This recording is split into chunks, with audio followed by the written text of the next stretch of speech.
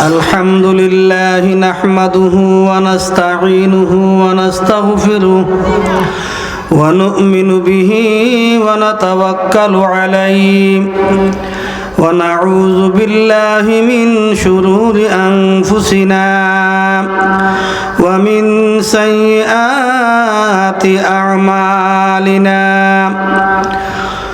من يهد الله فلا مضل له ومن يضلله فلا هادي له وأشهد أن لا إله إلا الله وحده لا شريك له وأشهد أن سيدنا وسندنا وحبيبنا وحبيب ربنا وطبيبنا وطبيب قلوبنا ومولانا محمدا عبده ورسوله الذي أرسله الله تعالى بالحق بشيرا ونذيرا وداعيا إلى الله بإذنه وسراجا منيرا أما بعد فأعوذ بالله من الشيطان الرجيم بسم الله الرحمن الرحيم واعبدوا الله ولا تشركوا به شيئا وبالوالدين إحسانا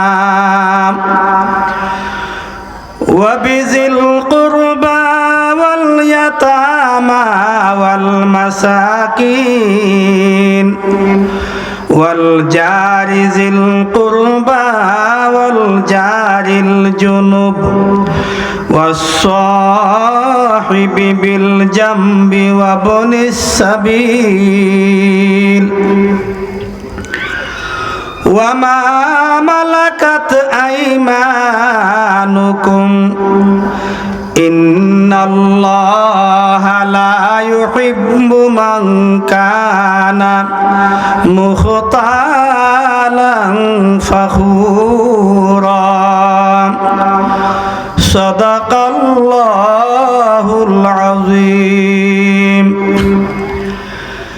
إن الله وملائكته يصلون على النبي يا أيها الذين آمنوا صلوا عليه وسلموا تسليما اللهم صل على سيدنا مولانا وعلى آل سيدنا مولانا محمد إنك ولدت مبرأ من كل عيب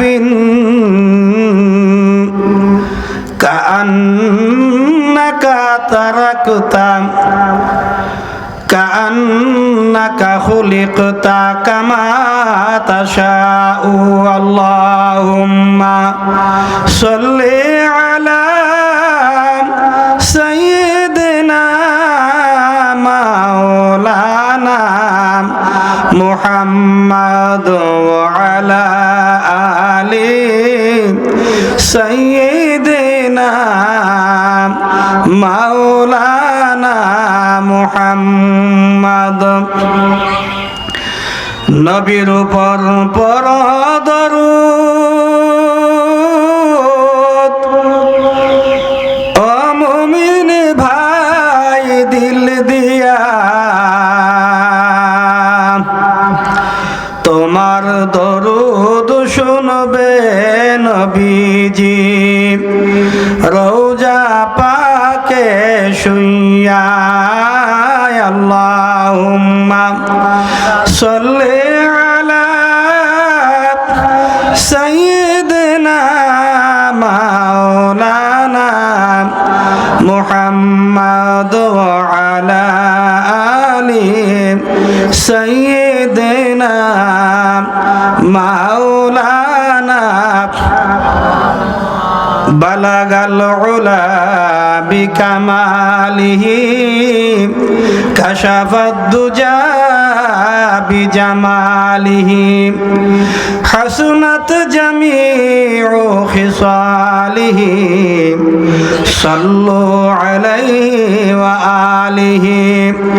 লা ইলাহা ইল্লাল্লাহ, লা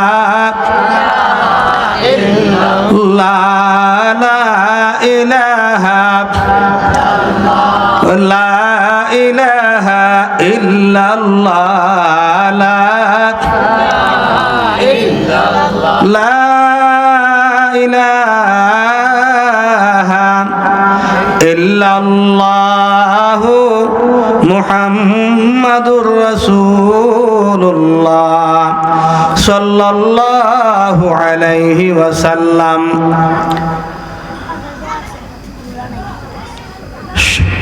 সম্মানিত সভাপতি, উলামায়ে কেরাম, মুরব্বিয়ানে ইজাম,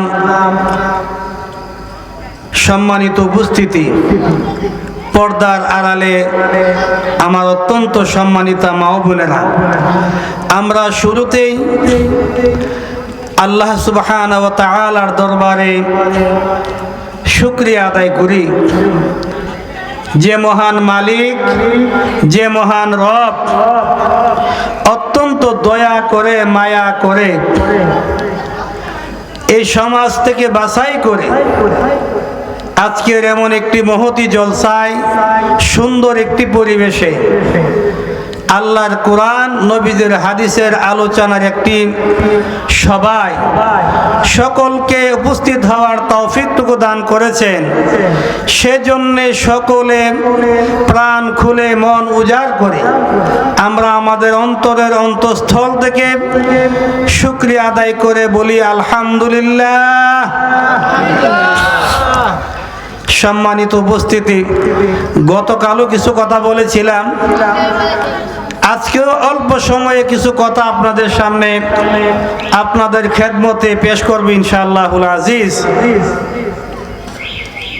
ক্ষমতা দেওয়ার মালিককে আল্লাহ তাআলা যদি ক্ষমতা না দেন, আপনি বলার, আমি বলার, আপনারা শোনার, সে তৌফিক আমরা নিজেরা অর্জন করতে পারবো না। এই যে আমরা যারা এখানে এসেছি, আমাদের বাড়িতে আশেপাশে বিভিন্ন জায়গাতে আরো অনেক মানুষ আছে, যে মানুষগুলো অনেকের ইচ্ছা থাকা সত্ত্বেও এখানে উপস্থিত হতে পারে না, অনেকে ইচ্ছা করেও আসে নাই। যাদের ইচ্ছা ছিল আসতে পারে নাই, এদের সাথে আপনি একটু তুলনা করে দেখেন যে আল্লাহ সুবহানাহু ওয়া তাআলা আপনার যে শক্তি, সামর্থ্য, আপনার যে এবিলিটি, ক্ষমতা যেটা দিয়েছেন আসার জন্যে, সেই মহান মনিবের দরবার আপনার কি পরিমাণ শুকরিয়া আদায় করা দরকার। আবারও বলে আলহামদুলিল্লাহ। সুস্থতার নিয়ামত দেনেওয়ালা কে? আল্লাহ তাআলা বলেন, সুম্মা লা তুসআলুন্না ইয়াউমা ইযিন আনিন নাঈম। আল্লাহ তাআলা বলেন লাতুস আলুন্না, এটা তাকিদের সিগা, অবশ্যই তোমাদেরকে জিজ্ঞাসা করা হবে ইয়াউমা ইযিন, কিয়ামতের মাঠে, আনিন নাঈম, তোমাদের নিয়ামতের ব্যাপারে। সুবহানাল্লাহ। এই নিয়ামতের তাফসীর করতে গিয়া জালালউদ্দিন মুহাল্লি সুয়ুতি রাহমাতুল্লাহ আলাইহি উনি ব্যাখ্যায় লিখছেন আনিল মাতআমি ওয়াল মাশরাবি, এরপরে আরো অনেক কিছু আসছে, আনিস সিহহাতি ওয়া গায়রি যালিক, অর্থাৎ সুস্থতার নিয়ামত যেটা আল্লাহ আপনাকে আমাকে দিয়েছেন, এটার ব্যাপারেও কিয়ামতের মাঠে আল্লাহ আপনাকে আমাকে প্রশ্ন করবে। বান্দা, এই সমাজের মানুষগুলো থেকে তোমাকে সুস্থতার নিয়ামত আমি আল্লাহ দান করেছিলাম, তুমি সুস্থ থেকেও তোমার পাশের বাড়িতে মাহফিল ছিল, আমার কোরআনের দাওয়াতের মিশন ছিল, উলামায়ে কেরাম সে আলোচনা করেছে, তুমি যাইলে না, গেলে না কেন? তখন সেটার জবাব দেওয়ার ক্ষমতা আমাদের আছে? নাই। সুতরাং এই যে ক্ষমতা, এই যে যোগ্যতা আপনাকে আমাকে দিলেন, দেনেওয়ালা কে? আল্লাহ। কুলিল্লাহুম্মা মালিকাল মুলক তুতিল মুলকা মান তাশা ওয়া তানজিউল মুলকা মিম্মান তাশা ওয়া তুইজ্জু মান তাশা ওয়া তুযিল্লু মান তাশা বিয়াদিকাল খায়র ইন্নাকা আলা কুল্লি শাইইন কাদির। আল্লাহ বলেন, হাবিব আপনি বলুন, আল্লাহুম্মা মালিকাল মুলক, আল্লাহ, হে আল্লাহ আপনি হলেন রাজত্বের মালিক। সুবহানাল্লাহ। আমরা যারা কিছুদিনের ক্ষমতা পাইয়া, কয়েক বছরের ক্ষমতা পাইয়া, ম্যান্ডেট পাইয়া আল্লাহকে বলে যাই, জনগণকে বলে যাই, আমি আমার অস্তিত্বের কথা বলে যাই। আল্লাহ বলেন আল্লাহুম্মা মালিকাল মুলক, আল্লাহর হাবিবকে আল্লাহ বলেন আপনি বলেন রাজত্বের মালিক কে? ক্ষমতার মালিক কে? যোগ্যতা দেওয়ার মালিক কে? আপনাকে এখানে আসার যে ক্ষমতা দিয়েছিলেন এটার মালিক কে? আল্লাহ। আল্লাহ বলেন আল্লাহুম্মা মালিকাল মুলক তুতিল মুলকা মান তাশা, আল্লাহ যারে মনে চায় তারে কি দেয়? এই রাজত্ব দান করে। সুবহানাল্লাহ। কি দান করে? রাজত্ব দান করে।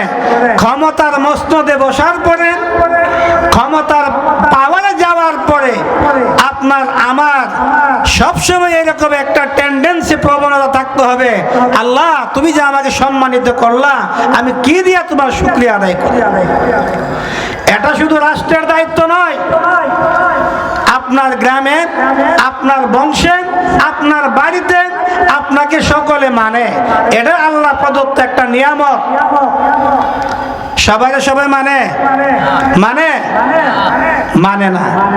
যাকে মানে বোঝা গেল আল্লাহর রহমত তার উপরে আছে বলেই আল্লাহ তাকে সম্মানিত জায়গাতে পজিশন দিয়েছেন, আর সেই পজিশন সে পাওয়ার পরে আল্লাহর শুকরিয়া তাকে বেশি আদায় করা লাগবে।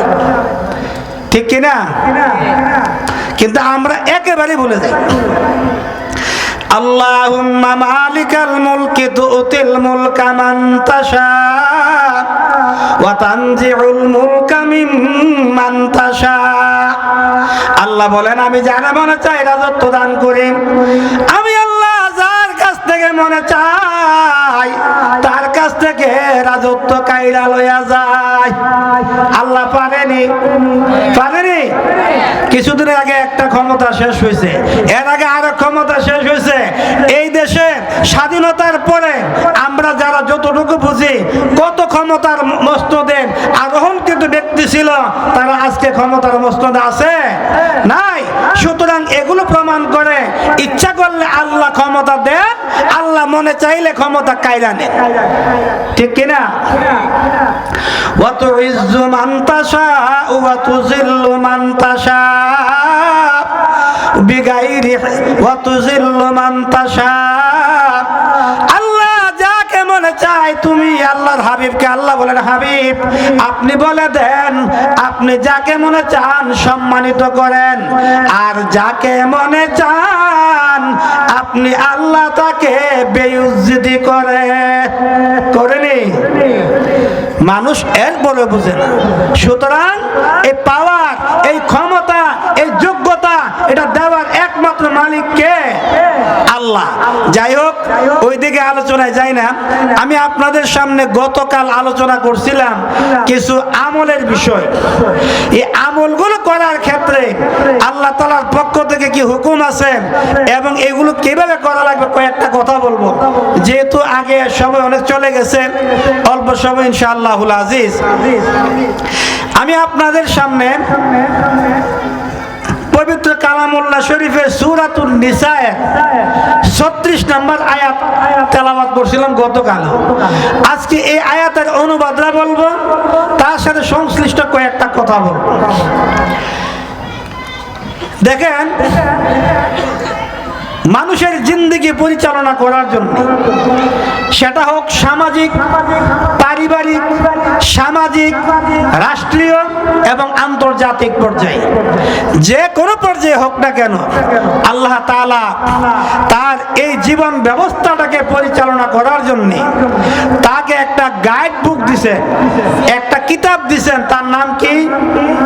কোরআন। তার নাম কি? কোরআন। আপনি আমি এই কোরআন মোতাবেক জিন্দেগি চালাইতে হবে। আল্লাহর কোরআনে আল্লাহ এমন কোন জিনিস নাই যেটার আলোচনা করে নাই। মা ফাররাতনা ফিল কুরআনি মিন শাইইন। আল্লাহ বলছেন কোরআনে এমন কোন জিনিস নাই যেটার আলোচনা নাই। এখন আপনারা বলেন, কোরআনে মোবাইলে কথা আসেনি? বিমানে কথা আসেনি? কেন নাই? আছে, আছে, কিন্তু সরাসরি বিমান নাই, সরাসরি মোবাইলের কথা নাই, কিন্তু আল্লাহর কালামের ভিতরে তার ইঙ্গিত আছে যে এটা কিভাবে হবে, কখন আসবে, তার একটা ইঙ্গিত দেওয়া আছে। ওয়াল্লাহু ইয়াখলুকু মা ইয়াশা। আল্লাহ যা মনে চায় তা তৈরি করবে, এটা আল্লাহর ক্ষমতা। এখন দিনে দিনে বৈচিত্র্যময় জিনিস আপনারা দেখেন কি দেখেন না? দেখেন কি দেখেন না? আজ থেকে 50 বছর আগে, বা আরেকটু কমায় বললাম 40 বছর আগে, কেউ যদি আপনাকে বলতো যে কোন ধরনের কানেকশন ছাড়া, কোন ধরনের তার ছাড়া, কোন ধরনের একটা লাইন ছাড়া যে আপনি আপনার ভাইয়ের সাথে, আপনার ছেলের সাথে, আপনার মেয়ের সাথে, আপনি কোন আত্মীয় স্বজনের সাথে কথা বলবেন, এটা একটা ছোট্ট একটা মোবাইল নামক জিনিস, আপনারা পাগল ছাড়া কিছু কইলে হলে মানুষে, ঠিক কিনা? কি বলতো? পাগল বলতো। কিন্তু সেটাই এখন বাস্তব। আচ্ছা, কিছুদিন পরে এখন শুধু কথা চলবে না, এখন দেখাও যাবে। এখন দেখা যায়নি? হ্যাঁ। সুতরাং যত দিন যাবে আল্লাহ সুবহানাহু ওয়া তাআলা সবকিছু সৃষ্টি করবেন। এটা আল্লাহর পাওয়ার, আল্লাহর ক্ষমতা। আল্লাহ সবকিছু পারেন, আল্লাহ কোরআনে সবকিছু দিয়ে রাখছেন। এটাই আমাদের আকীদা, আমাদের বিশ্বাস, ঠিক না বেঠিক? ঠিক।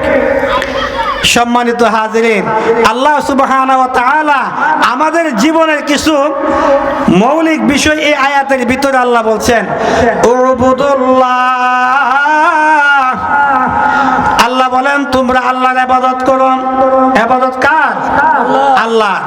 এরপরে বলছেন ওয়ালা তুশরিকু বিহি শাইআ। বান্দা আল্লাহর ইবাদত করবা, কিন্তু আল্লাহর একত্ববাদ, আল্লাহর সিফাত, আল্লাহর গুণ, আল্লাহর কোয়ালিটি, তার কোনো কিছুর সাথে কোনো জিনিসকে মিলাইতে পারবা না। সুবহানাল্লাহ। হুকুমটা কার? আল্লাহ তাআলা। 3 নম্বর আল্লাহ বলছেন ওয়া বিল ওয়ালিদাইনি ইহসানা। আল্লাহ বলেন তোমরা পিতামাতার খেদমত করবা, তাদের সাথে ভালো আচরণ করবা।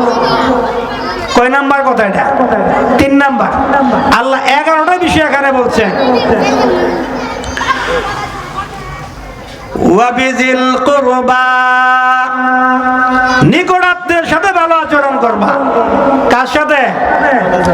আর আত্মীয়তা এখন সম্পর্ক নাই, অনেকে ভালো করে বোনের বাড়িতে জানা খবর হইল না। হুকুমটা কার যে করা লাগবে? আল্লাহ। ওয়াল ইয়াতামা, এতিমের সাথে। এতিম কাকে বলা হয়? এতিম হলো যার বাবা নাই, যার কি নাই? বাবা নাই। এই এতিমের সাথে কেমন আচরণ করা লাগবে? ভালো আচরণ। অনেক লম্বা কথা, ওইদিকে যাবো, শুধু আমি অনুবাদটা বলে আগে দেখেন। তারপরে বলছেন ওয়াল জারি জিল কুরবা, নিকট প্রতিবেশী, আপনার পাশের ঘর যিনি থাকেন ওনার সাথে আপনার ভালো আচরণ করার কথা বলছেন কে? আল্লাহ। ওয়াল জারিল জুনুব, এবং দূর প্রতিবেশী। কি প্রতিবেশী? দূরের প্রতিবেশী। এখানে ফাঁকি দিয়ে কথাটা না বললে আপনারা বুঝবেন না, যেহেতু কাঞ্চনপুরের বাসিন্দা জানা দরকার আছে। দূরের প্রতিবেশী বলতে কোন কোন মুফাসসির বলছেন এটা তোমার বিধর্মীয় হতে পারে। কি হতে পারে? আসেনি আমাদের আশেপাশে হিন্দু ভাইরা, তাদের সাথে আপনি ইচ্ছা করলে আপনার ক্ষমতার অপব্যবহার করতে পারবেন না। এরপরে বলছেন ওয়াসসাহিবি বিল জামবি, এই আয়াতের ব্যাখ্যা অনেক লম্বা। সেটা হলো আপনার সহকর্মী, আপনার সহযোগী, আপনার সহপাঠী, আপনার সহযাত্রী, যারা আপনার কাছে বসে, আপনার সাথে চলে, আপনার সাথে চাকরি করে, আপনার কাছেই যে মানুষটা দৈনিক উঠা বসা করে দৈনিক, এইরকম মানুষের সাথে তোমরা ভালো ব্যবহার করো। সুবহানাল্লাহ বলতেন না? তাইলে আপনারা বলেন এই পর্যন্ত যা কিছু বলতেছি এ প্রত্যেকটা বিষয় আমাদের দৈনন্দিন জীবনে, সামাজিক জীবনে, রাষ্ট্রীয় জীবনের প্রয়োজন আছে না নাই? আছে। এরপরে বলছেন ওয়াবনিস সাবিল, মুসাফিরের সাথে ভালো ব্যবহার করো। কার সাথে? মুসাফিরের সাথে। মুসাফির হইল ওই ব্যক্তি যেই ব্যক্তি 48 মাইল দূরে যায়, 15 দিনের কম থাকার নিয়ত করে, তার জন্য আল্লাহর পক্ষ থেকে কিছু উপঢৌকন আছে। এইরকম ব্যক্তির ব্যাপারে আল্লাহ বলছেন আমার দুনিয়ার বান্দারা শোনো, তোমরা তাদের সাথে ভালো ব্যবহার করবা, সুন্দর আচরণ করবা। সুবহানাল্লাহ। ওয়ামা মালাকাত আইমানুকুম, তোমাদের অধীনস্থ যারা আছে, এরা গোলাম, দাসী, এদের সাথে তোমরা ভালো ব্যবহার করো। সুবহানাল্লাহ। এরপরে দেখেন কত চমৎকার সুন্দর কথা আল্লাহ বলছেন, বান্দা ইন্নাল্লাহা লা ইউহিব্বু মান কানা মুখতালান ফাখুরা, নিশ্চয় আল্লাহ তাআলা যারা দাম্ভিক, অহংকার, তাদেরকে আল্লাহ ভালোবাসেন না। সুবহানাল্লাহ। এই সিফাত আল্লাহ কেন ব্যবহার করলেন? কেন আল্লাহ এই আয়াত লাস্টে আনলেন? এই আয়াতের ব্যাখ্যায় বলা যায় যে এতক্ষণ যা বললাম, আপনি যদি টাকাওয়ালা হন, পয়সাওয়ালা হন, ক্ষমতা বেশি থাকে, আপনি তাইলে এতিমরে তুচ্ছ তাচ্ছিল্য করবেন, অনেকে করে থাকে। আপনি তাইলে আপনার প্রতিবেশী যদি দরিদ্র হয়, অভাবী হয়, অসহায় হয়, আপনি তার সাথে অহংকার দেখাবেন। আল্লাহ বলেন বান্দা যা কিছু আমি আল্লাহ বলছি এগুলো আমার আল্লাহর, আমি আল্লাহর পক্ষ থেকে তোমার কাছে মেসেজ, তোমার কাছে একটা দাওয়াতের মিশন। সুতরাং তোমরা এগুলো যারা করবা না, অহংকার দেখাইবা, আমি আল্লাহ কিন্তু সেই অহংকারকে পছন্দ করি না। সুবহানাল্লাহ বলতেন না? হাদিসে কুদসিতে বলছেন আল্লাহ এই অহংকারটা আমার চাদর। সুতরাং দুনিয়ার কোন মানুষ এই অহংকার করার ক্ষমতা রাখে না। আপনি না আজকে অহংকার দেখাইলেন, আগামীকাল বা 1 ঘন্টা পরে বা 5 মিনিট পরে আপনার অহংকার কোন জায়গায় টেকবে আপনি জানেন? জানেন না। আসেন প্রথমে আল্লাহ কি বলছেন, ওয়াবুদুল্লাহ, আল্লাহ বলেন দুনিয়ার মানুষ তোমরা আল্লাহর ইবাদত করো। ইবাদত কাকে বলা হয়? এই ইবাদতের ব্যাখ্যায় বলা হয়েছে আত-তাজাল্লুল আকসা, চূড়ান্ত বিনয় প্রকাশ করার মাধ্যমে আল্লাহর গোলামি করা। চূড়ান্ত বিনয় বুঝেন? নামাজে যখন দাঁড়াইবেন তখন আপনি আপনার মতো অসহায়, আপনার মতো হীন দরিদ্র এইরকম ব্যক্তি পৃথিবীতে আর কেউ নাই। আপনি কার সামনে দাঁড়ালেন? কোন ব্যক্তির সামনে দাঁড়ালেন? যিনি হলেন আহকামুল হাকিমিন, যিনি পাওয়ার ক্ষমতার অধিকারী, যার ক্ষমতার সাথে পৃথিবীর কোনো ক্ষমতার তুলনা চলে না। সুতরাং যেই আল্লাহর সামনে আপনি দাঁড়াইলেন, আপনি সেখানে এমন ভাবে দাঁড়াইলেন, আরেক ব্যাখ্যায় আসছে আত-তাআতু মিনাল খুদু, বিনয়ের সাথে, নম্রতার সাথে, অত্যন্ত অনুগত নত শিরে আপনি তার সামনে দাঁড়াবেন। আর আমরা নামাজে দাঁড়াইলে চুলকায়, কাপড় ঠিক করে, এরপরে অনেক বাড়িতে মহিলারা মুরগাও তারা মুরগা এলে ঘরের ভিতরে ঢুকলে আছে।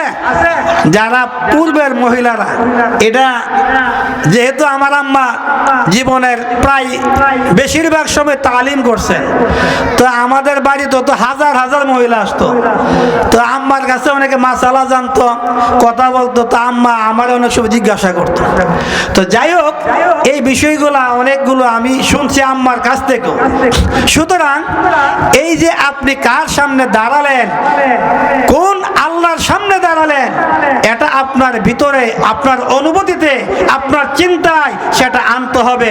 এইভাবে দাঁড়ায় যদি ইবাদত করতে পারেন, সেই ইবাদতই আল্লাহর দরবারে কবুল হবে। আল্লাহর নবী রাহমাতুল লিল আলামিন মুহাম্মাদুর রাসূলুল্লাহ সাল্লাল্লাহু আলাইহি সাল্লামের কাছে একদিন একজন বেদুইন এসে বললেন, দুল্লানি আলা আমালিন ইজা আমিলতুহু দাখালতুল জান্নাহ। ইয়া রাসূলুল্লাহ, ইয়া হাবিবাল্লাহ, আপনি আমাকে কিছু আমলের কথা বলেন, কিছু ইবাদতের ফয়সালা দেন, সিদ্ধান্ত দেন, যে আমলগুলো করলে পরে আমি সরাসরি জান্নাতে চলে যাব। সুবহানাল্লাহ। কে বলছে? আয়েশা, একজন সাহাবী। বলার পরে আল্লাহ রাসূল সাল্লাল্লাহু আলাইহি সাল্লাম বললেন, তা'বুদুল্লাহ ওয়ালা তুশরিকু বিহি শাইআ। আল্লাহর নবী সাল্লাল্লাহু আলাইহি সাল্লাম বললেন, ও আমার সাহাবী শোনো, তুমি আল্লাহর ইবাদত করবা, ওয়ালা তুশরিকু বিহি শাইআ, তুমি তোমার এই ইবাদতের সাথে দুনিয়ার কারো শক্তিকে, কোনো ক্ষমতাকে আল্লাহর একত্ববাদের সাথে, তার সিফাতের সাথে মিলাইবা না, শিরিক করবা না। কে শিক্ষা দিচ্ছে? কোরআন কিন্তু আপনার কাছে ইবাদতের রূপরেখা দেয় নাই, কোরআন আপনাকে হুকুম করছে। আর এটা বাস্তবায়নের জন্য যে রূপরেখা দিয়েছেন, তিনি হলেন বিশ্বনবী মুহাম্মাদুর রাসূলুল্লাহ সাল্লাল্লাহু আলাইহি ওয়াসাল্লাম। আল্লাহর নবীকে যখন বললেন, দুল্লানি আলা আমালিন ইজা আমিলতুহু দাখালতুল জান্নাহ, ও আল্লাহ, ইয়া রাসূলুল্লাহ, গো আল্লাহর হাবিব, আপনি আমাকে বলেন এমন আমলের কথা, যে আমল আমি করব আর করার সাথে সাথে আমি জান্নাতে চলে যাব। সুবহানাল্লাহ বলতেন না? আমরা জান্নাতে যেতে চাই কি চাই না?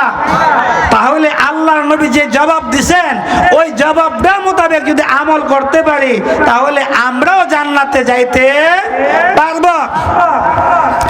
আল্লাহর নবী বললেন, ওয়া তুকিমুস সালাতাল মাকতুবা। প্রথমে কইছে তুমি আল্লাহর ইবাদত করবা, আল্লাহর ইবাদতের সাথে কাউরে শরীক করবা না। একবারে বলছে তুমি ফরজ নামাজটা আদায় করবা। সুবহানাল্লাহ। এখন নামাজের কাতারে আমরা কতজন আছি হিসাব মিলালেই বোঝা যাবে। যারা আমরা এই মাহফিলের ফাংশন করছি, এই মাহফিলকে অ্যারেঞ্জ করছি আমরা, যারা আমাদের মধ্য থেকে শুধু মাহফিল পড়াইলে চলবো নাকি আবার নামাজও পড়া লাগবো? কাজ হইব? এখন রাত্রেবেলা মাহফিল কইরা ফজর নামাজ পড়লাম না, মাহফিলের কাজে ব্যস্ত থেকে এশার নামাজ পড়লাম না, এক ওয়াক্ত নামাজ ইচ্ছাকৃতভাবে কেউ যদি ছেড়ে দেয়, তাহলে তার 2,88,00,000 বছর জাহান্নামের আগুনে জ্বলা লাগে। আপনি কল্পনা করতে পারেন দুনিয়ার 50,000 বছর, আখিরাতে একদিন যদি হয়, তাহলে পরকালে রাসূলুল্লাহ ওয়া ইকামিস সালাহ ওয়া ইতাইজ যাকাত ওয়াল হজ্জ ওয়া সাওমি রমাদান, ইসলামের ব্যানা, ইসলামের ভিত্তি 5টা জিনিসের উপরে। কয়টা জিনিসের উপরে? ইসলামটা আল্লাহ ফিট করছে কয়টা বিষয়ের উপরে? 5টা জিনিসের উপরে। এর মাঝে একটা হলো কালেমা, 2 নাম্বার হলো নামাজ পড়া, 3 নাম্বার যাকাত দেওয়া, 4 নাম্বার হজ করা, 5 নাম্বার রোজা রাখা। এই কাজগুলো ইসলামের ভিত্তি, ইসলামের কি বলে ভীম, যার উপরে ইসলাম দাঁড়িয়ে আছে। সুতরাং যদি আপনি মুসলিম দাবি করেন, ইসলাম যিনি মানে তিনি তো মুসলিম। সুতরাং আপনি মুসলিম হইয়া যদি এগুলা না করেন, তাহলে আপনি মুসলিম দাবি করাটা অবান্তর। আপনার কথার সাথে কাজের মিল নাই। আপনার কথার সাথে কাজের মিল না থাকলে আপনি কেমনে মুসলিম দাবি করবেন? আল্লাহর নবী তারপরে কি বলছেন? ওয়া তুতিজ যাকাতাল মাফরুদা। এরপরে আল্লাহর নবী বললেন, আমার সাহাবী, তুমি তারপরে যদি যাকাতের মালিক হও, তাহলে যাকাত দিবা। এরপরে বলতেন ওয়া তাসুমু রমাদান আও কামা ক্বালান নবী সাল্লাল্লাহু আলাইহি ওয়াসাল্লাম, রমজান মাস আসলে রোজা রাখবা। এইরকম ভাবে আল্লাহর নবী সাল্লাল্লাহু আলাইহি ওয়াসাল্লাম এই সাহাবীকে প্রশ্নগুলোর জবাব দিলেন। তখন তিনি কি কথা বললেন? লা আযীদু আলা হাযা শাইআন ওয়ালা আনকুসু মিনহু ইয়া রাসূলুল্লাহ ইয়া হাবিবাল্লাহ। ওগো আল্লাহর নবী, আপনি যা বলেছেন এরগুলা থেকে আমি একটাও কমাইতাম না, আর কোনটা আমি বাড়ায়ও আমল করতাম না। সুবহানাল্লাহ বলতেন না? তাহলে আল্লাহ তাআলা যেটা দিবেন সেটা বাড়ানোর ক্ষমতা আমার আপনার নাই, আসেনি? আল্লাহ যে হুকুম দিবেন, রাসূল যে তরিকা দিবেন, এটা থেকে কমায়া করার কোনো ক্ষমতা আমার নাই, আছে? যদি থাকতো সাহাবী কইলে বাড়ায়া করতাম, ঠিক না? বলছেন লা আযীদু আলা হাযা শাইআন ওয়ালা আনকুসু মিনহু ইয়া রাসূলুল্লাহ ইয়া হাবিবাল্লাহ, আপনি যা বলেছেন তা থেকে আমি বাড়াইতামও না কমাইতামও না। এরপরে এই সাহাবী যখন এ কথা বলে বিদায় নিচ্ছে, ফালাম্মা ওয়াল্লাহ, যখন আল্লাহর হাবিব সাল্লাল্লাহু আলাইহি সাল্লামের কাছ থেকে পিঠটা দিয়া রওনা দিছে, সুবহানাল্লাহ বলতেন না?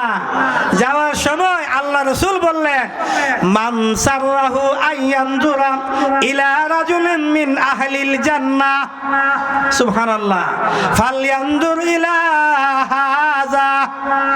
আল্লাহর নবী সাল্লাল্লাহু আলাইহি সাল্লাম এই সাহাবীর দিকে, এই বেদুইনের দিকে ইঙ্গিত করে বললেন, যারা দুনিয়াতে জান্নাতি মানুষ দেখতে চায়, যারা দুনিয়াতে জান্নাতি মানুষ দেখতে চায়, তারা যেন আমার এই সাহাবীর দিকে তাকায়। কি কথা কইছে? জান্নাতি মানুষ দেখতে চাইলে যেন তার দিকে তাকায়। উনি যেই রকম ভাবে আল্লাহর নবীর সাথে কমিটমেন্ট করেছেন, প্রতিজ্ঞাবদ্ধ হয়েছেন, ও আল্লাহর হাবিব, আপনি যা বলেছেন আমি তা বাড়াইতাম না, আপনি যা বলেছেন আমি তা কমাইতাম না, এইরকম কথা যখন বলছেন, রাসূল খুশি হয়ে বলছেন, এইরকম কমিটমেন্ট দিয়া যদি রক্ষা করতে পারেন তাহলে লোকটা জান্নাতি। ও আমার সাহাবীরা শোনো, জান্নাতি মানুষ দেখতে চাইলে তার দিকে তাকাও।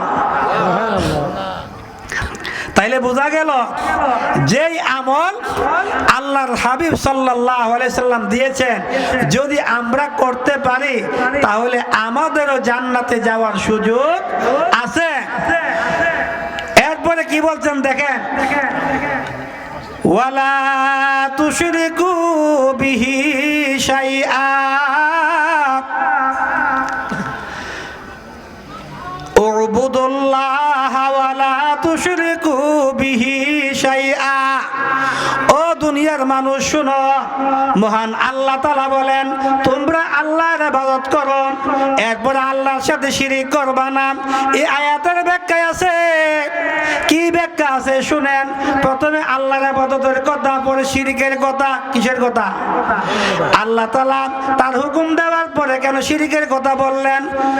আল্লাহর ইবাদতের সাথে কোনো জিনিসকে মেলানো যাইতো না, বানানো যেত না, একত্ববাদের সাথে কোনো জিনিসকে মিলায়া করা যাইতো না। এই কথার দ্বারা আল্লাহ তাআলা মানুষের বান্দার যে হুকুম আহকাম মানার বিষয়গুলা ইখলাসের সাথে করার কথা ইঙ্গিত করছে। কিভাবে করার কথা? ইখলাসের সাথে, রিয়া না কইরা করার আল্লাহ ইঙ্গিত করছে। ইখলাসটা কি? আপনি যেই কাজটা করবেন সেই কাজটা একমাত্র আল্লাহর ওয়াস্তে করবেন। কার ওয়াস্তে করবেন? আল্লাহর ওয়াস্তে।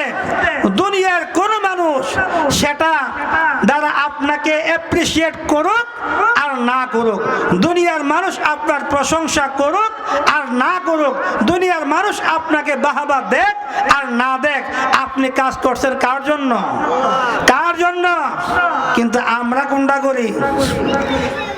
আমরা করি যে আমি যে দান করছি আমার নামটা কইছেন না হুজুর, হুজুর আমি কিন্তু দিছিলাম এত টাকা, আপনি কিন্তু আমার দোয়াতে আমার নামটা কইছেন না। আসেন এমন মানুষ। এক মসজিদে আমি জুমা পড়াইতাম, আখাউড়া, নাম তো কইতই, আবার বারবার স্মরণ করে তো লেখা দিত, নামটা কইতেই। আচ্ছা আপনারা বলেন, আপনি যেই সময় যত টাকা মসজিদে দেওয়ার নিয়ত করছেন সেই সময় সেই খবরটা আল্লাহ জানে কি জানে না? তাহলে আল্লাহ যদি জানে, দুনিয়ার মানুষ আর জানার প্রয়োজন আছে আপনি মনে করেন? আবার কি মুখ্য বিষয় দুনিয়া না পরকাল?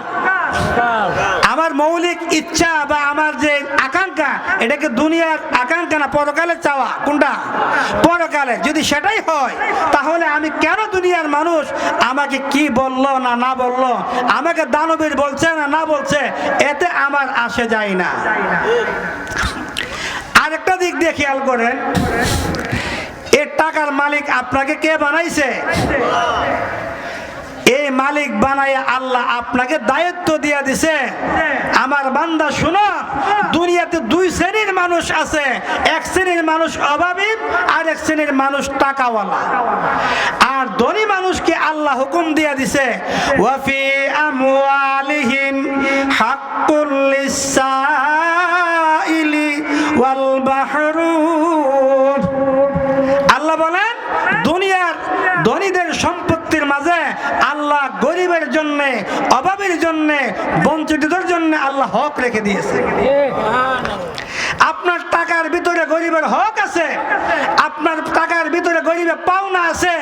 যে হকটা একজন আপনার বোন যদি এক বাবার ঔরসে জন্ম হয়ে থাকে, সে যেই রকম ভাবে আপনার সম্পদের অংশীদারিত্ব পায়, ঠিক তেমনি ভাবে একজন গরিব, অভাবী, দুঃখী, অসহায় সে আপনার সম্পত্তির সে ভাগ পায়।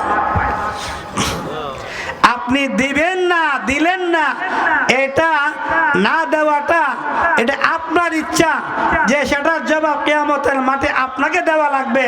কিন্তু সে যে আপনি দেওয়ার পরে আপনার সেখানে অহংকার করার কোনো কিছুই আসে না, করতে পারেন না। কারণ সম্পদের মালিক বানাইছে কে?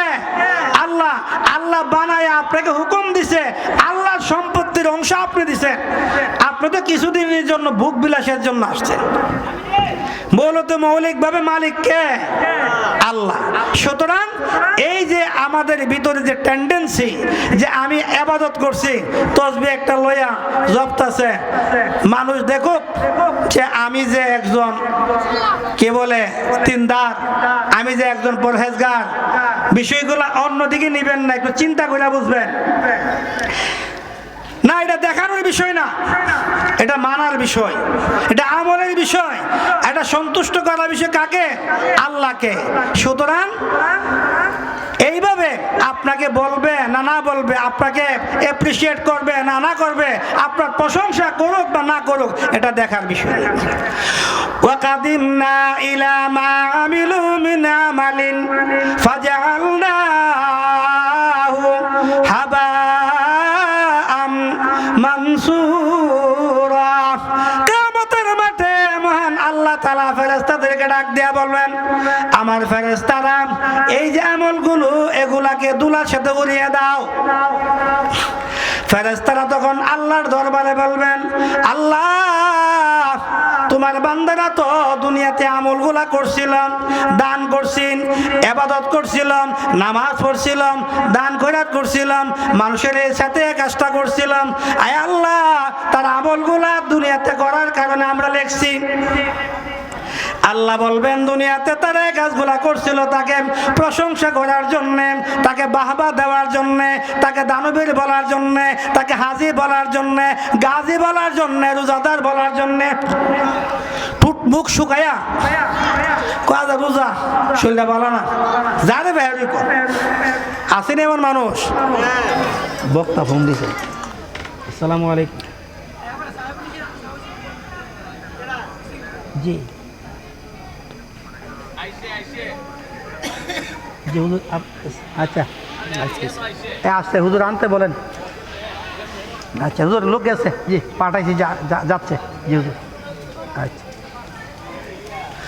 তো যাই হোক সম্মানিত হাজিরিন, তাহলে আপনাকে আমাকে দুনিয়ার মানুষ বাহাবা দিল, এগুলো কিয়ামতের মাঠে আল্লাহ হিসাবে আনবেন। আল্লাহ বলবেন, দুনিয়াতে সে চেয়েছিল তাকে হাজি বলার জন্য, সুতরাং হাজি বলা হয়ে গেছে, দুনিয়ার মানুষ ডেকে ফেলছে, এখন তার এখানে পাওয়ার কিছুই নাই। আল্লাহু আকবার। একটু চিন্তা করে দেখেন, এত আমল করার পর আমল কি হয়ে যাবে? একবার আল্লাহ ধুলার সাথে বিষয়া দিবে হাসরের ময়দানে।